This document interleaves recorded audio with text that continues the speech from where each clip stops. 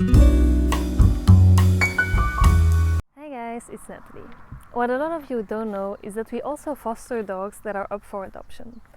We work with an organization that gets dogs from Spain and they find homes in Belgium.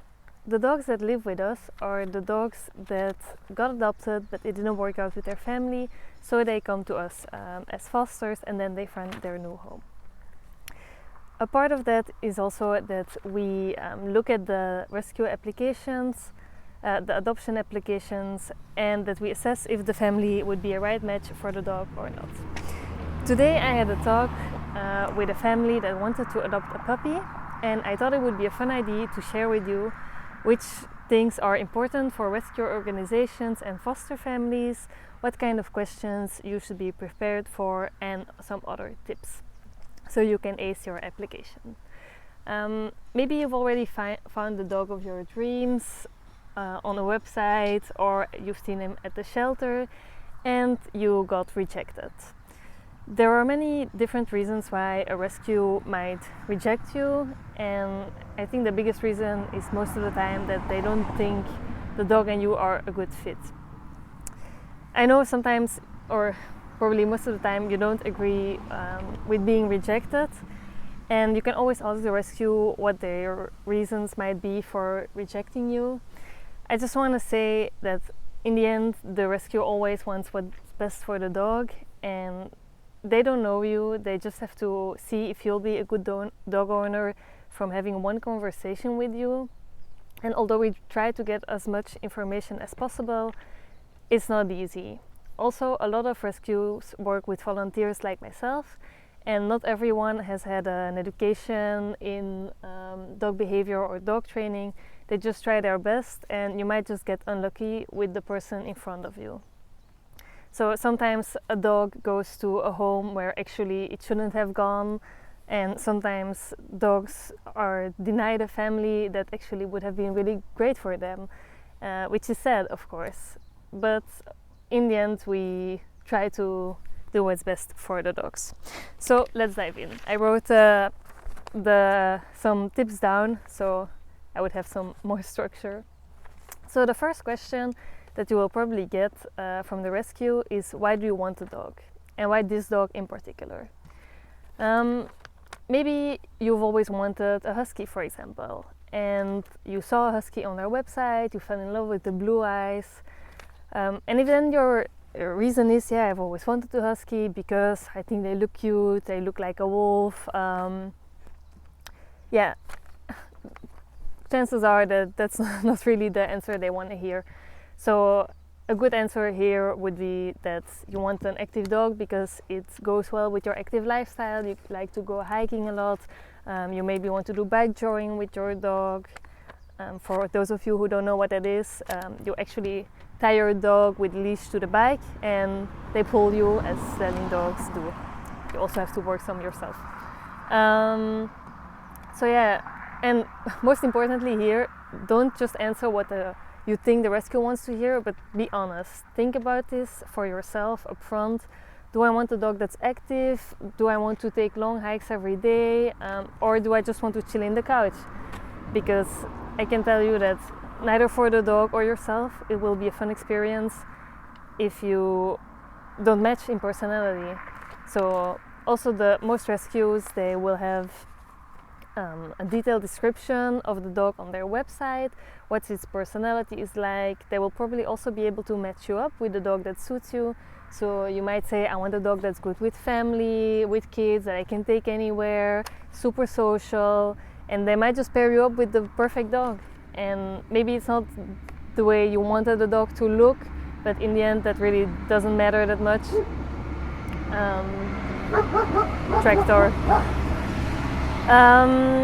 So yeah, then on to the second one is to research the breed. So like I just said, for example, huskies are really active dogs, border collies. If you want a dog that is easy to train, or you want a dog that is more of a guarding dog, some dogs are prone to barking a lot, like all Pomeranians, Samoyeds, those kind of dogs. Huskies howl. Yeah, if you don't like noise, then don't get one of those. research this upfront, so you don't come to the rescue and you say, yeah, I want this dog, and then they explain you a bit about the breed, and you're like, it's nothing for me in the end. So it will save you both a lot of time. Then the third one is trauma. So rescue dogs are really not like pups from breeders. Normally, if you go to a good breeder, your dog will have had a good socialization. The breeder normally makes them accustomed to loud noises. They have other dogs, they maybe have cats or kids or people that will come play with the dogs, and they've had nothing but good experiences. They make it fun. Their life up until now has been great. They lived with their mom, they had good food, everything. A rescue dog, it doesn't matter if you get a pup or an older dog, chances are that they already experienced trauma, whether that is emotional or physical trauma. For example, Duval, so he was here right before, our fluffy dog. I got him when he was only 3 months old. They found him in a garbage container when he was still a tiny puppy, and he was practically raised by the rescue organization.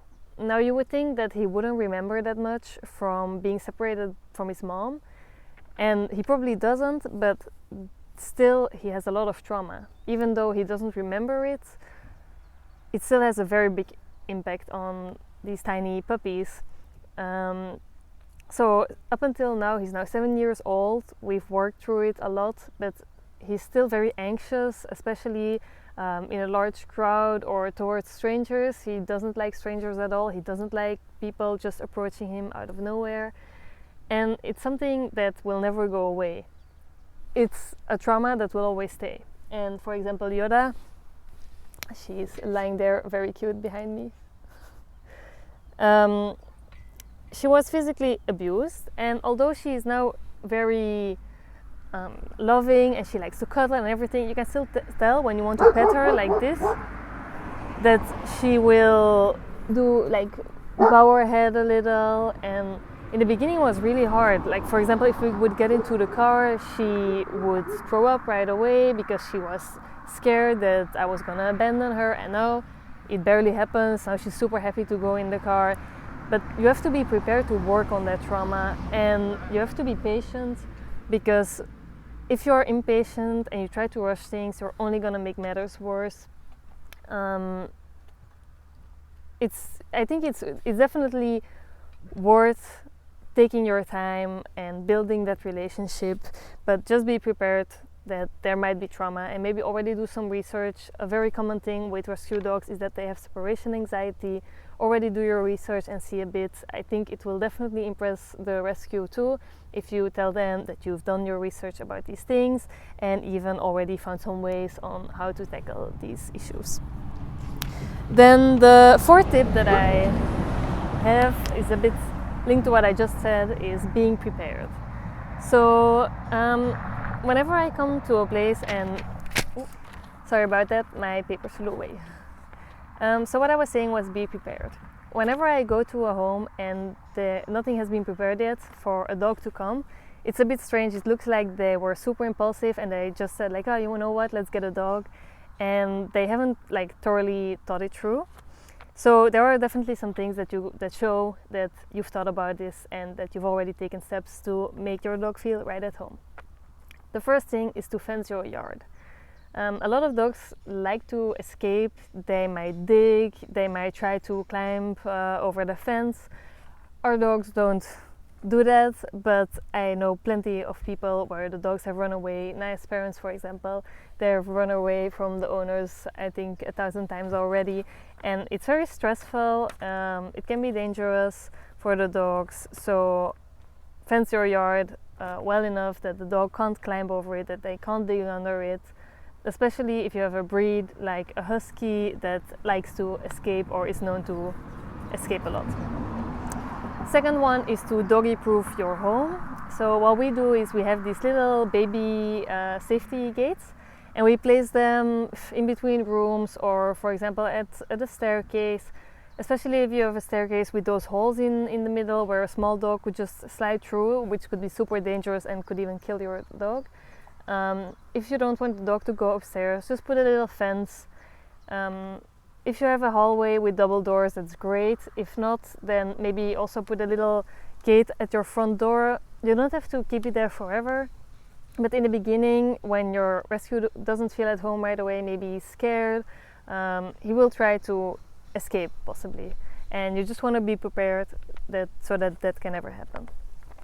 Then the third one, it's not necessary, but it's always fun to see if people already have dog toys, a basket, they've already prepared themselves for the dog. I would say don't get a leash or a harness right away, because you have to take the size of the dog before you can do that. So go buy that after you're gonna adopt that dog, and then ask the rescue for the measurements. But yeah, some toys, a blanket, a pillow, some fun things that your dog can enjoy right away. Then I would also already research a vet that's nearby. It's really important to have a good connection with your vet. When we moved here, we tried a lot of different vets, and it took a while before we found someone with whom we really had a good connection. And it's really important, because in the end, it is a person who is going to take care of your dog when he's sick, and you really want that to be someone you can trust, and that you can always count on them, and they will always do the best for your dog. Also very important that you already have that person, and not that you get your dog and then he's sick and then you have to start looking for a vet. Then also very important is to check with your landlord if you can actually keep pets. If you're a homeowner, that's great, but if not, there are a lot of different rules on keeping pets. Also, if you can have a small dog, a big dog, what if the dog barks? Maybe they say, yeah, you can get a dog, but then it makes noise or whatever. And also to see if the dog destroys anything. All these things are very important to know up front, so you don't get into a situation where you have to either leave your home or get rid of your dog. And then another thing that I think could be very fun also for you to look forward to is to already plan some fun activities with your dog for the future. So look a bit around if there are nice walking paths around you. Maybe now you don't take walks that much around your house, but you will be doing that when you have your dog. So are there nice places to go? Is there a nice forest nearby? Is there maybe some kind of doggy playground or dog park?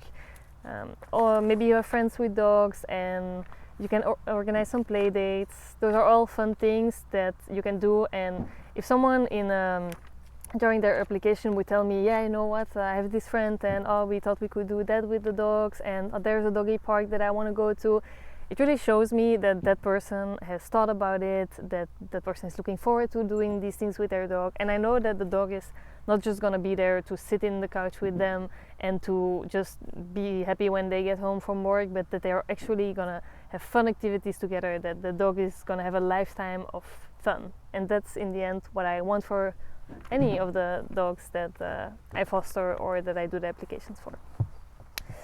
Then the fifth thing also is a bit of an addition to this, is to plan for the future. So think about what if at some point COVID is probably gonna end, or let's hope so, and you're going on holiday or you're going back to work. Now maybe your dog is gonna spend the entire day with you, he's gonna love it, you're gonna love it. But at some point you're gonna go back to work and your dog is suddenly gonna be alone. A lot of rescue dogs already have separation anxiety, and even if they don't, being with you all the time and then being alone will probably cause separation anxiety.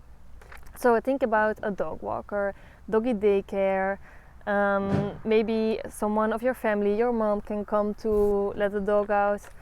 I think doggy daycare, like we have here, is always a fun thing because the dogs get to play with other dogs and they have really a lot of fun during the day. So yeah, think about that. Also, when you go on holiday, is there a place where your dog can go to? Can they, for example, stay at their doggy daycare for multiple days? Please don't choose a place where the dogs have to stay in kennels, because I think that's just sad. And it's going to remind your dog of the shelter where they come from. So get a place where the dog is in a homey setting, like we have here with the dogs that come here. They all stay in the house, and I would definitely recommend to find a place like that. Also think about if you don't have kids right now, maybe you want to get kids, have kids in the future, and think about where the dog fits in that image. If you're adopting a dog that's extremely anxious, that doesn't like loud noises, that gets uncomfortable quite easily, then maybe that's not going to be the dog for you if you want to have kids, because they're going to be loud, and I'm pretty sure the dog will get used to your kids, but there will always be kids coming over to play, and that might make your dog very uncomfortable. So think about that also. Also think about if you want to get another dog in the future. Maybe now you get a dog from the shelter who is really not social with other dogs and who is very reactive. That might be fine now, but if you want to get another dog or you want to have a cat, that's definitely not going to be fun. And so think a bit about how that dog is going to fit in your future. Then the sixth point here is your other pets and family members. Maybe you already have a dog, and for example, the last visit I did, the woman, she already had 2 dogs. One dog was 14 years old and the other one was only 2. And the 14-year-old dog really didn't like the 2-year-old, so the dogs could actually never spend any time together. Whenever one dog was running free in the house, the other one had to be in a kennel, and the other way around, or they had to be outside. And that person wanted to adopt another puppy. So I declined I rejected the application, because I think you should first make sure that the pets you already have get along well. And I think that 2-year-old dog in the first place was not a good addition to the family, because clearly it upsets the dog she's had for a longer time. So if you have an older dog maybe that's a bit cranky, that's maybe in pain, don't get a puppy that's gonna jump on it all day. It's not gonna be fun for the puppy, it's not gonna be fun for you, it's not gonna be fun for the dog you already have. It's really important that the dog's personality will match the one of the pets you already have. Also, if you have cats, don't get a dog that's a hunting breed, because it's not going to be fun for your cat. Might be fun for the dog though. But yeah, so a lot of times when you go to a rescue and you tell them you already have a dog, they will let you try out if it goes with your dog to see if the dogs get along.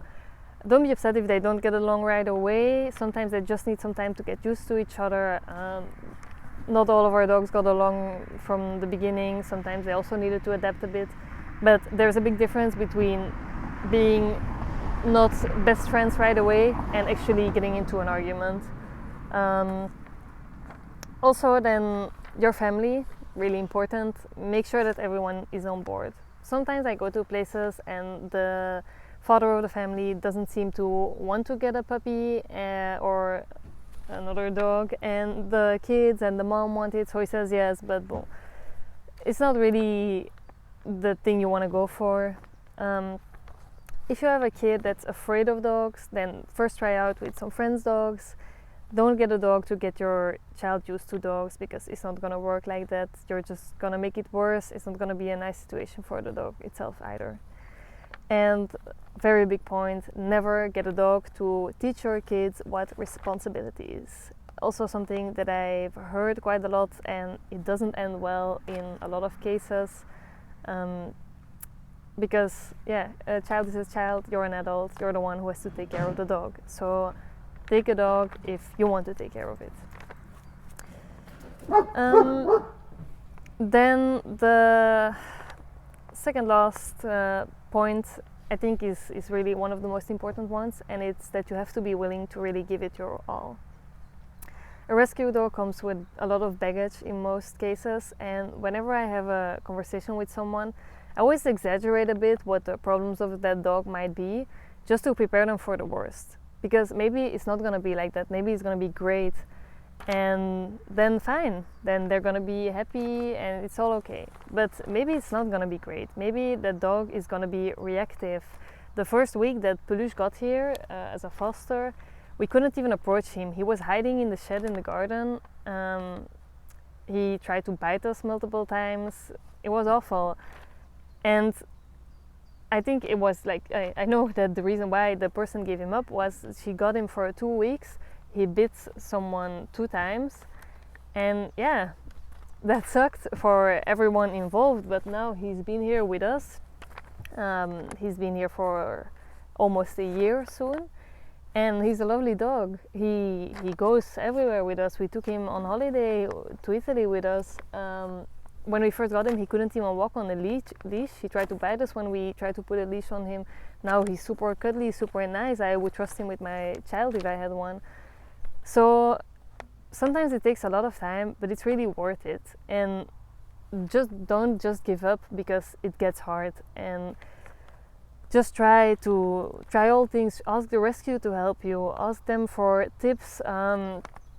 Ask them if they know a good therapist. Research a therapist yourself. Even if you have to go to 10 behavioral therapists and they all suggest different things, just try it. I know it can be challenging at times, and I think Peluche is definitely the worst case that we had here.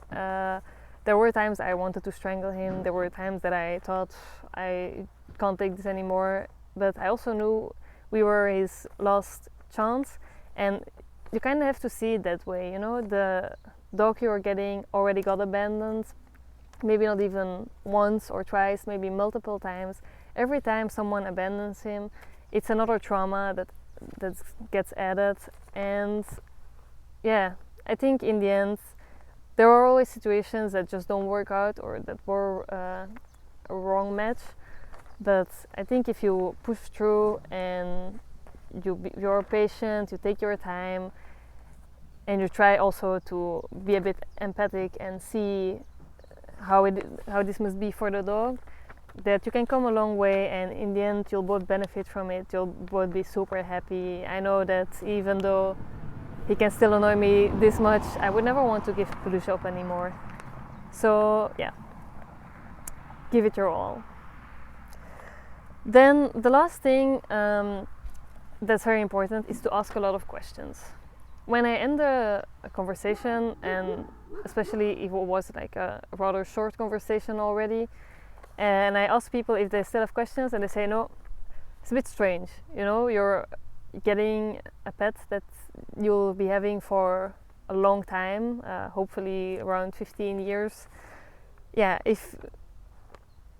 unless you already asked a lot of questions, or the organization has really told everything that needs to be known about the dog. But especially ask a lot about the dog's personality. I see a lot of things go wrong because the person who did the application didn't tell the adoption family enough about the dog, and that leads to me getting a lot of foster dogs where people said, yeah, I didn't know he was going to be like this or like that, and yeah, in the end, and it's strange because the organization, they have seen the dogs they see him every day, and they know so much about him. So just ask, and also they should just tell you everything there is to know about a dog. If you feel that they are keeping things behind, just ask them, did he ever bite anyone? What was the situation? Because it's not because the dog bites that it's a bad dog, you know? Maybe someone pushed him into a situation where he felt just super scared, like what was the case with Peluche. Also, his backstory is very important. Where does he come from? How many owners did he have? Why did they give him up? And don't just like trust what people who give up dogs say, because with Yoda, they told me, the guy who gave her up, he told me, yeah, she's an awful dog. She attacked my 2 dogs. She's vicious and aggressive, and she's been living with me for 10 years now, and I can tell you she is the sweetest, most loving girl there is. So sometimes people just say things because they want to get rid of their dog and they don't want to say that they were bored, so they come up with some ridiculous story.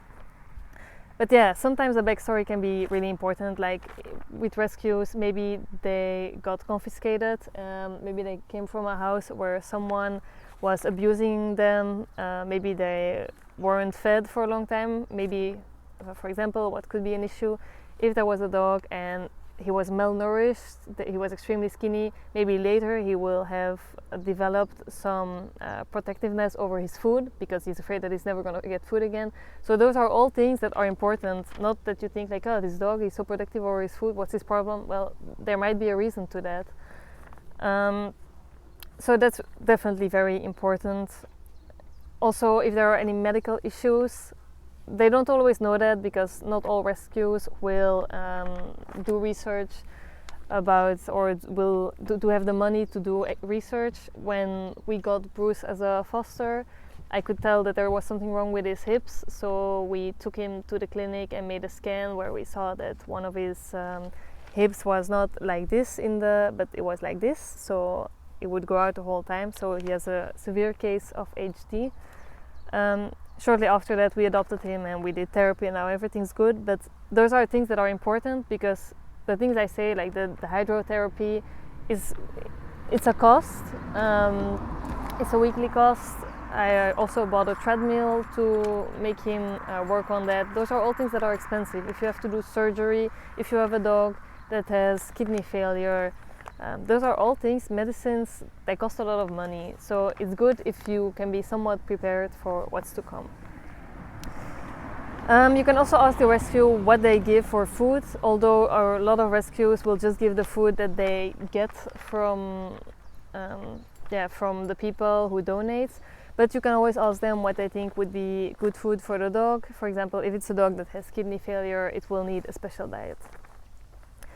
Ask the rescue how well does the dog do with other animals like cats. Most of rescues, they have cats and dogs, so they can try it out. How well does he do with other dogs? Has he ever seen kids? Was he in a family with kids? How is he with noises? If it's a good rescue, they have tested all these things. One thing though that I want to add here is that it's not because a dog acts a certain way in a rescue that it will be like that in daily life. Most dogs in the shelter, they are scared, they are fed up, they're frustrated mostly because they hear all this barking, they're in a cage, they hear all of the other dogs go crazy, dogs are howling, there are people who come to visit, it's super stressful, they got abandoned, they have no idea what's going on. So their behavior will be very different once they are home, they feel at home. Maybe a dog that's super anxious or even bites people at a rescue will be extremely loving and kind when it gets home, because then it feels at ease, and it can really change a lot. Although I think it will change more to the positive way. It's not like a dog in the rescue will be kind to all dogs and then will come home and suddenly be extremely reactive. That would be very rare. It's mostly the other way around. Then one last thing I want to cover here. There are some things that just would make me say no instantly. Sometimes you don't need a lot to reject someone, because some things I think are just unacceptable, or in my opinion, when it comes to adopting a dog. So the first one is that the dog can never come inside. I know some people might disagree on this. Sometimes I see people and they already have some small little dog, like a Maltipoo or whatever, and that's their lap dog, and then they have a big German Shepherd, and that dog can only stay outside because it's a guarding dog. And I think that's just wrong. If you want a dog just to guard and that's the only purpose you have for it, then just get an alarm system. I mean, we don't live in the Middle Ages anymore. I think it's so lame, and especially dogs in a kennel is definitely a big no, because then they can't even run around or anything. The only exception to this is that sometimes in the shelter you have dogs who are already 10 years old and they've always lived outside.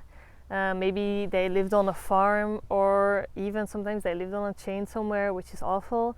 But those dogs maybe just don't like the inside life, and then I think it's fine to keep them outside, because those dogs really want to be outside. They will be happier outside.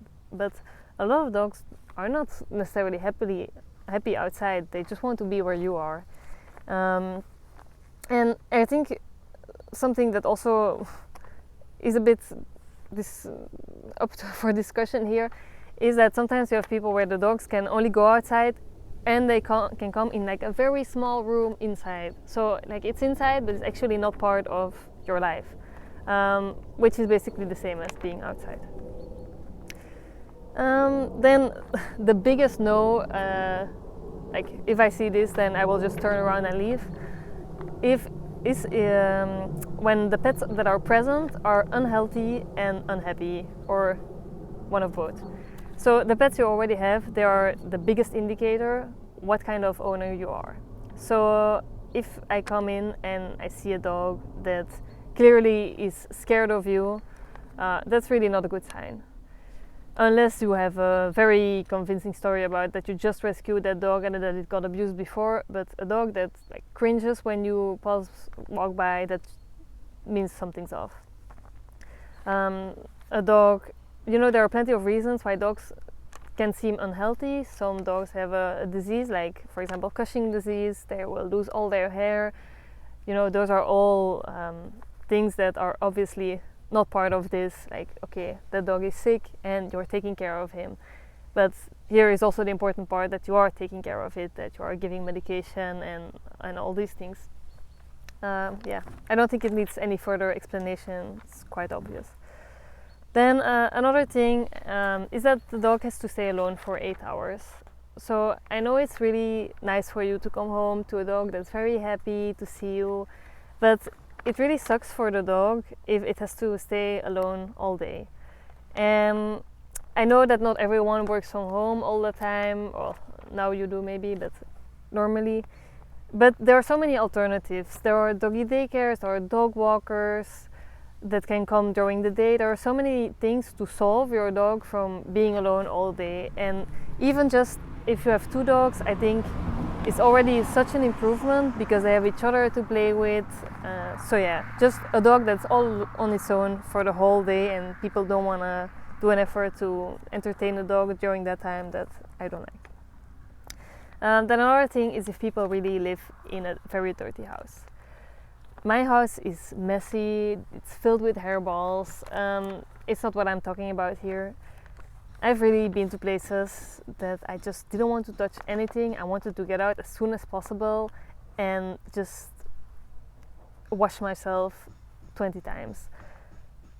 You really can't believe in what shitholes, sorry for my language, but people sometimes live in. If I come in and I see food everywhere, like rotten stuff, it smells bad, cigarettes everywhere, like, just take care of yourself first, then get a pet and clean up your damn house. Another thing is when people only train by punishment. Sometimes people actually believe that when you rub your dog's nose in his pee, he will not pee anymore. A lot of rescue dogs, they don't know the inside life. They don't know that they have to go pee outside, and you rubbing your dog's face in his pee will not be a trigger for the dog thinking, you know what, that means I have to go outside. So yeah, I think positive reinforcement should always be reinforced. It's really important to make it positive. Your dog has already been through so much, or do you really want to add to all that negativity by punishing him? I know that sometimes they can drive you crazy, and we sometimes put the dogs in timeout when it's really too much. And with that I don't mean that we put them away in a kennel for an hour. I mean that we put them behind the baby gate for 10 minutes. And I think that's like the only punishment that we do with our dogs, and it works really well. But yeah, I think whenever people like hit their dog or use certain negative training tools, I just don't think that that's the right way to go. So sometimes people are just a bit oblivious and they say these things, but then when I explain, they're like, yeah, okay, I didn't know this because they were just old-fashioned, they had a dog 20 years back. And when they're open to change, it's all fine, and then I know, okay, they were just a bit ignorant, but they're willing to learn, and it's okay. But when people say, no, you know what, when he does that, I drag him outside, I kick him in the butt, yeah, no, it's not gonna work. Then another rather big thing is lack of commitment.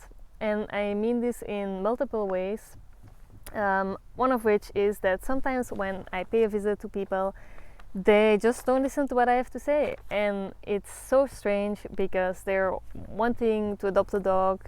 They're also depending on my approval, and still they are not listening when I'm explaining what that dog's issues might be. So yeah, that's already a bit, yeah, I don't understand that. Then other things, like for example, sometimes people will say, yeah, we have a garden, so we don't need to go on walks. I think that's just being lazy. Like, why get a dog if you don't want to spend time with them? Okay, maybe you are not able to go for walks yourself, then I understand that you can always get someone to walk your dog, play with them. So really, if you want a dog, it's a lifelong commitment, or a lifelong commitment for that dog, and that dog is gonna give you all, is gonna commit fully to you, and I think you should do the same. And then last one here is that people, when people are not open to behavioral therapy. A lot of rescue dogs come with some issues, and they can be minor and they can be really big. Sometimes I ask people, what are you gonna do? Imagine if there is like a really big issue, or imagine he's reactive on the leash, or he bites you, or he bites other people. And quite often I get the answer, well, then I just return him. You have a return policy, no? And that's just a very strange answer. Yeah, it's as if they just like bought something in the store, they were not happy with it. And I think there are so many things, and it kind of goes back to what I said earlier about giving it your all. You have to be open to take a course, to ask for help, to get a therapist, and only if you've tried already multiple of these things, then you can maybe say, okay, it's not working.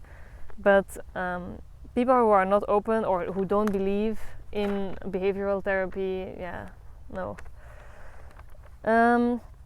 So yeah, that was it. I hope you got something out of my tips, and that they will make you think a bit before you file your application. And I hope they help you to be fully prepared when the rescue organization comes. I've been told that I'm quite strict, so I think if you practice a bit with these tips, you will be fine. And the reason that I'm strict is because, like I said, we foster dogs, and they often come back after not even a month. So I mean, so they were adopted, and then they come here after not even a month of being with their adoption family. And then, you know, if someone else is gonna adopt that dog, I want to make sure it's gonna be a forever home. One last thing: don't get discouraged if you get rejected by the rescue organization. Sometimes it's just not the right fit for you, and with that I mean either the dog was not the right fit, or the organization was not the right fit. Even, sorry about that, Tulip started barking like crazy. So yeah, I was saying that don't get discouraged, because even I got rejected once. I wanted to adopt a husky, and the organization felt like that dog wouldn't go well with that many other dogs. So at the time I was very angry with the organization. I was sad, I was really upset. But I ended up getting Duvel instead, and I wouldn't want to have it any other way now. Yeah, Dudu. So yeah, I want to know from you now: did you ever get a rescue dog? Did you ever get rejected? Did the organization tell you anything more about their reasons? If you have any more questions, you can leave them in the comments, or you can DM me on Instagram at NayaTribe. So if you enjoyed this video, please press the like button and subscribe to our channel for more. Thank you, bye!